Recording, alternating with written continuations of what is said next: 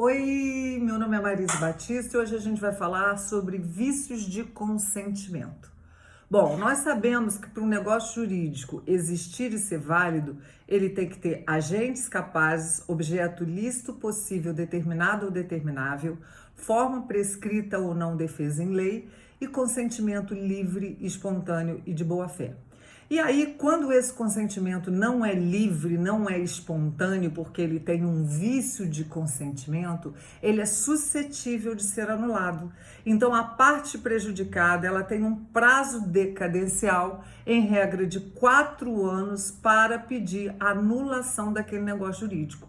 Só que a anulação, ela é um direito potestativo e só pode ser reconhecido por sentença. Então, neste caso, a parte prejudicada que proferiu o consentimento em celebrar o negócio jurídico, mas de forma viciada, ela pode ajuizar uma ação para anular aquele negócio jurídico. Se o juiz entender que estão presentes os pressupostos para anulação do negócio jurídico, ele vai decretar a anulação daquele negócio jurídico. Marise, quais são os vícios de consentimento? Erro, dolo, coação, lesão e estado de perigo. Cada vício tem as suas características e hoje a gente vai falar do erro e do dolo. O erro ele está preceituado entre os artigos 138 e 144 do Código Civil.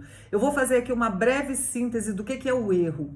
O erro é uma falsa percepção da realidade.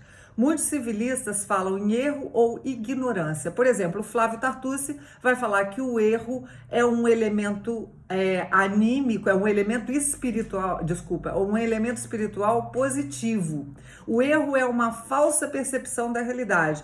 Por exemplo, quando eu falo, hoje é quinta-feira, mas na realidade é quarta-feira. Há uma falsa percepção da realidade daquele que emite consentimento em celebrar um negócio jurídico. E o que é a ignorância? É um estado de espírito negativo. A ignorância é um total desconhecimento das circunstâncias que envolvem aquele negócio jurídico. Por isso que é manifestado o consentimento em celebrar o negócio jurídico, tá? Mas o que é importante a gente saber? O erro, ninguém enganou ninguém.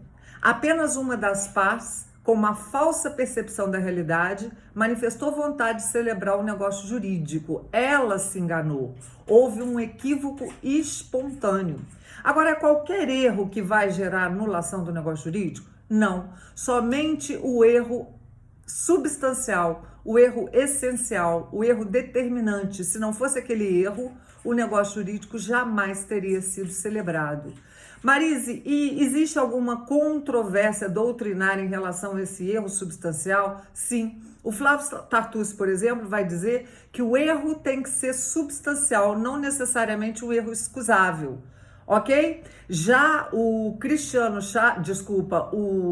Nelson Rosenwald vai falar que o erro tem que ser substancial e excusável. O que é um erro excusável? O que é um erro justificável?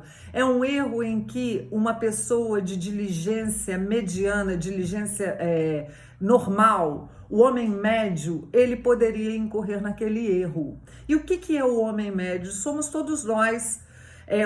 O homem de inteligência mediana, ele não precisa nem ser o Nobel em física e nem ser uma pessoa com deficiência cognitiva.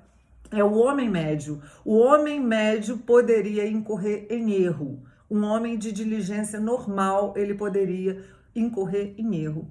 E o Cristiano Chaves, ele vai dizer que o erro tem que ser substancial, excusável e tem que haver prejuízo, porque se não houver prejuízo de uma das partes, o negócio jurídico não é anulado. O que a gente tem que saber é o que vigora é a segurança das relações jurídicas. A anulação de um negócio jurídico é uma excepcionalidade. Então, se a parte que ajuiza uma ação pedindo anulação do negócio jurídico por erro não fizer prova cabal disso, o juiz não vai anular o negócio jurídico. Tá? E quais são essas modalidades de erro substancial? Nós temos, por exemplo, o erro quanto à pessoa, ok? Então imagina que João foi salvo no incêndio. Ele, por gratidão, quer doar um imóvel para o bombeiro B, mas ele se equivoca e doa para o bombeiro C. Neste caso, caberá anulação porque houve um erro quanto à pessoa do beneficiado, tá? Mas pode haver também o erro quanto à natureza do negócio. Imagina que Maria empresta um livro para Joana e a Joana entende que é doação. Erro quanto à natureza do negócio. Alguém celebra um negócio jurídico entendendo que se trata de contrato de comodato, mas na realidade se trata de contrato de locação. Cabe anulação? Cabe anulação por erro. Houve uma falsa percepção da realidade quanto à natureza do negócio jurídico, ok? O erro pode ser em relação ao próprio objeto, é o chamado erro in corpore. Por exemplo, João comprou um imóvel numa rua homônima, acreditando que ele estava comprando na zona sul do Rio de Janeiro e na realidade se tratava do imóvel na periferia, numa rua do mesmo nome. Houve uma falsa percepção da realidade quanto à coisa que estava sendo comprada. Neste caso, cabe a anulação do negócio jurídico? Cabe. Também cabe a anulação do negócio jurídico quando há erro quanto ao direito, ou seja, erro in iuris, quando a parte que manifesta a vontade de celebrar aquele negócio jurídico não sabia que estava violando o direito ou não conhecia o direito. E o Anderson Schreiber, ele vai dar um exemplo muito interessante. Por exemplo, a uso capião. A uso capião, toda vez que o possuidor ele possuir como seu um determinado imóvel, num determinado lapso temporal, ele pode adquirir a propriedade quando ele cumpre o suporte fático da norma. Então, aconteceu a seguinte situação. Um determinado senhor, ele era possuidor de uma faixa de terra por muito tempo. E aí, a administradora de imóveis era proprietária daquele terreno. O que ela fez? Ela procurou, através de seus prepostos, este homem que já era proprietário, porque ele já tinha cumprido os requisitos da uso capião, e propôs uma compra e venda, que ele comprasse aquele imóvel que ele já tinha adquirido por uso capião. Apenas ele não tinha ajuizado a ação de declaração de propriedade. E aí ele celebra o contrato de compra e venda. E depois ele procura um advogado e o advogado diz para ele o seguinte: olha, o senhor se equivocou, porque o direito já autorizava a propriedade desse imóvel. Então, neste caso, caberá anulação da compra e venda? Caberá, ok? Agora, tem erros que não vão gerar anulação do negócio jurídico. É o chamado erro acidental. Não vai gerar anulação do negócio jurídico. Por exemplo, a Maria, ela quer deixar um seguro de vida para o seu marido. Então, ela procura uma seguradora e ali ela indica como beneficiário o marido. Só que na hora de classificar aquele marido, ao invés dela colocar o CPF do marido, ela coloca o CPF do pai dela que já morreu. Mas dá para identificar a pessoa? Lógico que dá. Então, houve aí um equívoco na qualificação do beneficiário, mas isso não significa que caberá anulação do negócio jurídico, tá? E também o erro acidental, ele pode ocorrer numa escritura pública quando há um erro de digitação quanto ao valor do imóvel. Imagina que o valor do imóvel é de R$545 mil e foi escrito, sei lá, 455. Houve uma troca de dígitos. Vai gerar anulação do negócio jurídico? Não, não vai gerar, tá? Então, a gente vai concluir disso aí que o erro substancial vai gerar anulação do negócio jurídico. Agora, o erro acidental não vai gerar anulação do negócio jurídico. E aí a gente parte para o outro vício de consentimento, que é o dolo. O dolo tem enganação, o dolo tem má fé, o dolo tem engodo.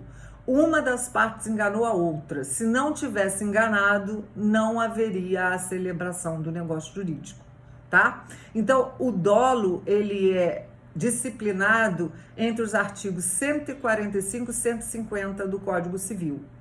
Bom, o dolo, ele também tem que ser substancial, tem que ser um dolo principal para gerar anulação do negócio jurídico. Então, uma parte engana a outra. Se não houvesse a enganação, não haveria a celebração do negócio jurídico. E esse dolo pode ser comissivo quando depende da lábia de alguém, como ele pode ser omissivo. É o chamado dolo, o silêncio intencional. Uma das partes fica em silêncio propositadamente, porque se ela informar determinada circunstância para outra parte, o negócio jurídico não vai ser celebrado. Ok? Então, um exemplo de dolo omissivo. A doutrina diz, por exemplo, quando se é vendido um imóvel num bairro de classe média alta, onde presume-se que o adquirente tem carro, quando não se informa que o imóvel vem sem garagem, isso seria um dolo por omissão. Porque se a pessoa soubesse que não tem garagem, será que ela teria comprado aquele imóvel? Outro exemplo dado pela doutrina. Imagina que é vendida uma casa onde houve um crime bárbaro dentro daquela casa.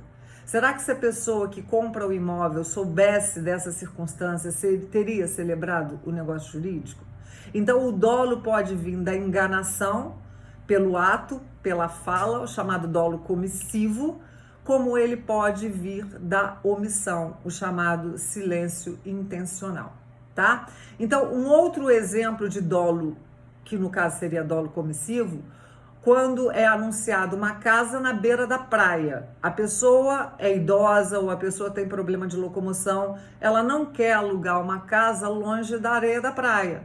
E aí, quando ela chega no imóvel, o imóvel são 3, 4 quarteirões da beira da praia. Então, neste caso, houve aí um dolo comissivo, tá? O dolo omissivo vai gerar anulação, como o dolo comissivo também vai gerar anulação, tá? Agora, o dolo acidental, não. O dolo acidental é apenas um empurrãozinho para a celebração do negócio jurídico. Mas o negócio jurídico seria celebrado de qualquer maneira. Imagina que João quer comprar um trator. Ele viu o trator, ele andou no trator, ele viu que aquele trator está em perfeitas condições, ele vai comprar. Só que o vendedor, para empurrar a venda, diz que o trator é do ano de 2019, na realidade era do ano de 2018.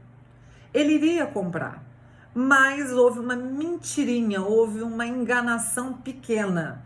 Vai gerar anulação do negócio jurídico? Não, vai gerar perdas e danos se houver, tá? Então o dolo acidental também não vai gerar anulação do negócio jurídico. E aí a gente parte para a propaganda enganosa. A propaganda enganosa, ela tenta enganar o consumidor? Sim, ela tenta enganar o consumidor, mas nós temos os dolos malos e nós temos os dolos bônus. Os dolos malos pode gerar, sim, a retirada daquela propaganda do ar. Por exemplo, um remédio de emagrecimento que promete que a pessoa vai emagrecer 10 quilos em um mês. Lógico que isso é mentira. É um remédio que, por exemplo, não vem com a bula, não informa para o consumidor os riscos que ele está correndo ao tomar aquele remédio. Também é considerado como dolo omissivo, tá? Agora, o dolos bônus é aquele exagero, compre o melhor carro do mundo, compre o melhor carro do Brasil. Às vezes não é o melhor carro do Brasil, até porque tem vários critérios. O que é melhor para você? Melhor para você o econômico, é o mais bonito? Então, esse dolos é um dolos tolerável. Ele faz parte das campanhas publicitárias apenas para fomentar a venda, mas não enganar propriamente o consumidor, tá?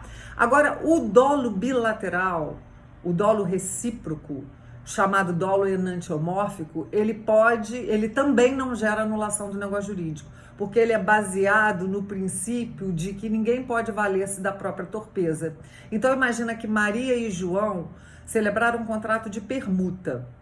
Maria permutou o apartamento dela com a casa do João. Só que Maria escondeu, omitiu, e esse silêncio é intencional, que aquela casa estava cheia de infiltração. Mas a outra parte também omitiu que a casa dele também estava cheia de infiltração. Como houve um dolo bilateral, um dolo recíproco, não vai haver anulação do negócio jurídico. Marisa, o dolo de terceiro pode gerar anulação de negócio jurídico? Pode. Se a pessoa beneficiária sabia do dolo de terceiro. Por exemplo, o João tem uma casa cheia de infiltração. Ele entrega aquela casa para o corretor. O corretor vende a casa e diz que a casa está em perfeito estado. Obviamente que houve um dolo do corretor, mas há uma presunção que o proprietário do imóvel sabia da infiltração daquela casa. Então, neste caso, vai haver anulação do negócio jurídico por dolo de terceiro. Agora, quando o beneficiado não sabia do dolo de terceiro, não vai gerar anulação do negócio jurídico. Apenas o terceiro pode vir a ser chamado para responder por perdas e danos. Por exemplo, João entrega o imóvel dele, um apartamento, para ser vendido por um determinado corretor. O corretor, ao mostrar para o possível comprador, ele mostra o apartamento 101 todo decorado, mas na realidade ele está vendendo o apartamento 102, que não tem decoração, não tem obra, não tem nada. Neste caso, houve um dolo do terceiro e não do beneficiado, tá bom? Então, neste caso, não vai gerar anulação do negócio jurídico, mas apenas o terceiro vai responder por perdas e danos, tá bom? Bom, gente, obviamente que é uma fala sintetizada, eu não vou ficar aqui reproduzindo o artigo de lei, eu apenas estou extraindo as ideias principais do que diz respeito a esses dois vícios de consentimento, erro e dolo. Marise, qual é o prazo decadencial que a parte prejudicada tem para ajuizar uma ação anulatória de negócio jurídico? 4 anos a contar da celebração do negócio jurídico, ok? Bom, eu vou ficando por aqui. Um beijo para vocês e um abraço também.